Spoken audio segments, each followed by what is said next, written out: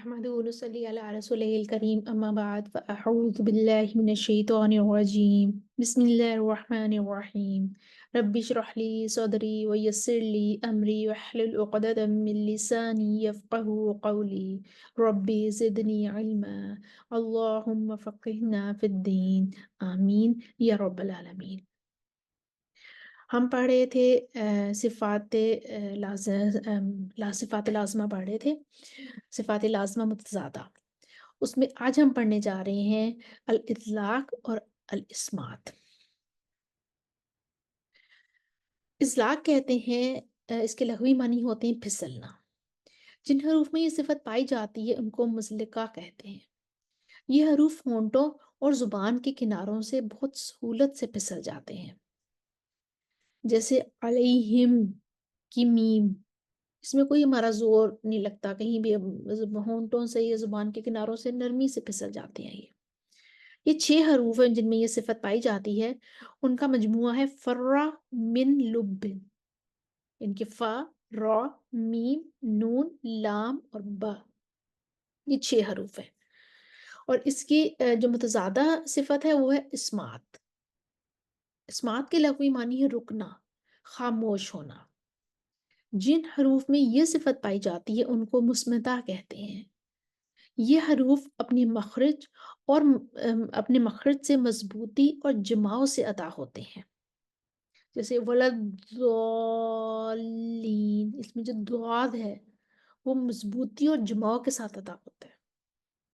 اور جو حروف ازلاق ہم نے پڑھے تھے، مزلقہ حروف پڑھے تھے 6، ان کے علاوہ باقی جو 23 حروف ہوتے ہیں وہ مصمتہ ہوتے ہیں، ان میں اسمات پائی جاتی ہے، اسمات کی صفت پائی جاتی ہے۔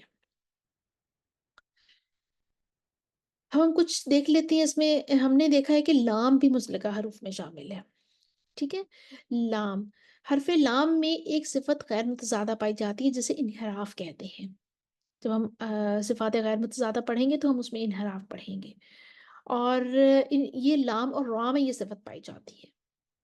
ان حروف کو ادا کرتے وقت زبان کا کنارہ ایک مخرج سے دوسرے مخرج کی طرف لوٹ جاتا ہے، جیسے الارض کی لام اور را۔ اب دیکھیں ہم یہ پرناؤنس کرتے وقت الارض، زبان کا کنارے کی اندر ہی موومنٹ ہو رہی ہے، ایک مخرج سے دوسرے مخرج کی طرف وہ پھسل جاتا ہے۔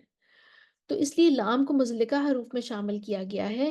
زبان کا کنارہ ایک مخرج سے دوسرے مخرج کی طرف بہت سہولت سے پھسل جاتا ہے،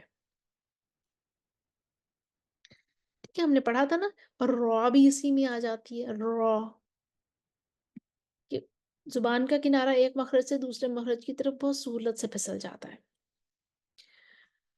اب ایک چیز دیکھنے والی ہے کہ اگر کوئی لفظ ایسا ہو جس میں 4 یا 5 حروف ایسے آ جائیں جن میں اسمات کی صفت پائی جاتی ہو تو وہ خالص عربی کے لفظ نہیں ہوں گے، ٹھیک ہے۔ جیسے اسجد، اس کا مطلب ہوتا ہے سونا۔ آپ کو اسی عربی کے ہی جو لیٹرز ہیں انہی کی طرح سے لکھا ہوا نظر آئے گا، لیکن خالص عربی کا لفظ نہیں ہے، کیونکہ اس میں ساری کی ساری اسمات پائی جاتی ہیں، عین، سین، جیم، دال۔ جیسے استوس، اس میں بھی جو ہے وہ ساری صفت اسمات کی پائی جاتی ہیں، تو یہ خالص عربی کا لیٹر نہیں ہے، لفظ نہیں ہے۔ اچھا، بہت سارے اسکالرز یہ بھی کہتے ہیں کہ یہ دونوں صفات جو ہیں ازلاق اور اسمات، ان کا تجوید کے سائنس سے کوئی تعلق نہیں ہے، اس لیے بہت سے اسکالرز ان صفات کا تذکرہ نہیں کرتے جب وہ صفات پڑھاتے ہیں تو۔ اور کچھ اسکالرز ایسے بھی ہیں جو تذکرہ کر دیتے ہیں، ان کے صرف تذکرہ کر دیتے ہیں، لیکن یہ واضح کر دیتے ہیں کہ ان صفات کا حروف کی ادائیگی پر کوئی اثر نہیں پڑتا۔ جیسے بہت بڑے گرامر کے اسکالر ہیں الخلیل بن احمد الفراہیدی، وہ کہتے ہیں کہ وہ تذکرہ کر دیتے ہیں لیکن وہ ساتھ میں کہہ دیتے ہیں کہ ان کا پروننسیشن سے کوئی فرق نہیں پڑتا۔ صفت بتائی گئی ہے کہ ایسے لیٹرز ہیں جن کی ادائیگی کرتے وقت جو ہے وہ آواز جو ہوتی ہے وہ ہونٹوں اور زبان کے کنارے سے بہت سہولت سے یہ پھسل کے ادا ہو جاتے ہیں، جیسے ان کی کریکٹرسٹک ہے، ان کی صفت ہے، اس کی ادائیگی کے وقت ہمیں ایسا کوئی فرق نہیں پتہ چلتا ہے۔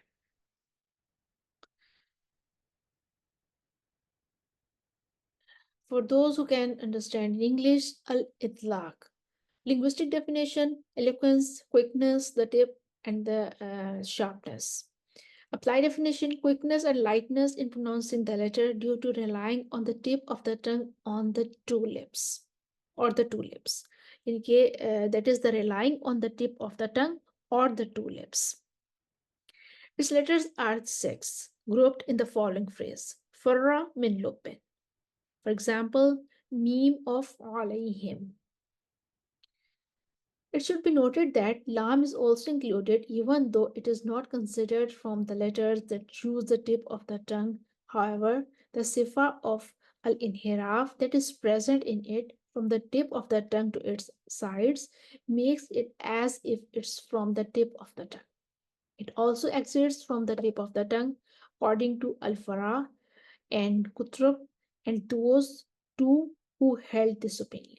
These are the names of two scholars. And the opposite sifat of al-izlaq is al-ismat. The linguistic definition of al-ismat is prevention and inhibition. Applied definition of al-ismat is heaviness in the letter and lack of speed in its pronunciation. These letters do not appear alone in 4 or 5 letters rooted words except with the letter of islaq accompanying them. This is due to the heaviness and difficulty that it would bring on the tongue. Its letters are the remaining 23 letters after the letter of islaq. For example, dot of waladhalin.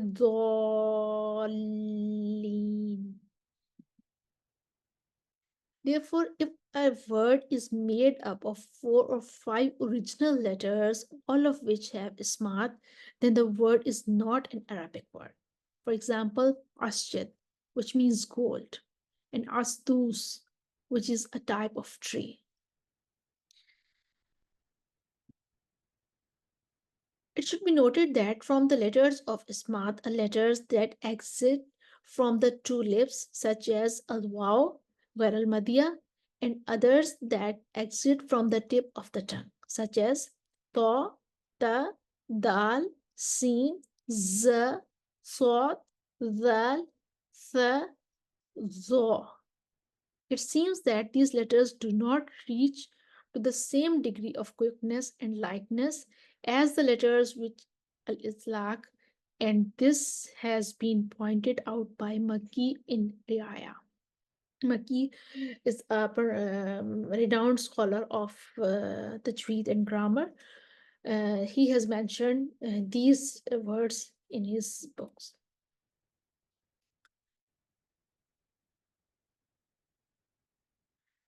It should be noted that the two Siffaat, Islaq and Ismat, have no relation with the science of Tajweed. And therefore, a number of scholars have not mentioned them when talking about the Siffaat, while other scholars settled for merely mentioning that they have no relation to the science of Tajweed and no effect on sound. They have been mentioned here to complete the Siffaat of the letters that have opposites. And according to what the grammarian Al-Khalil bin Ahmad Al-Farahidi did. So this is all we just read about Al-Islaq and Al-Ismat. Hope you understand it and you will practice it. وآخر دعوانا الحمد لله رب العالمين. السلام عليكم ورحمة الله وبركاته.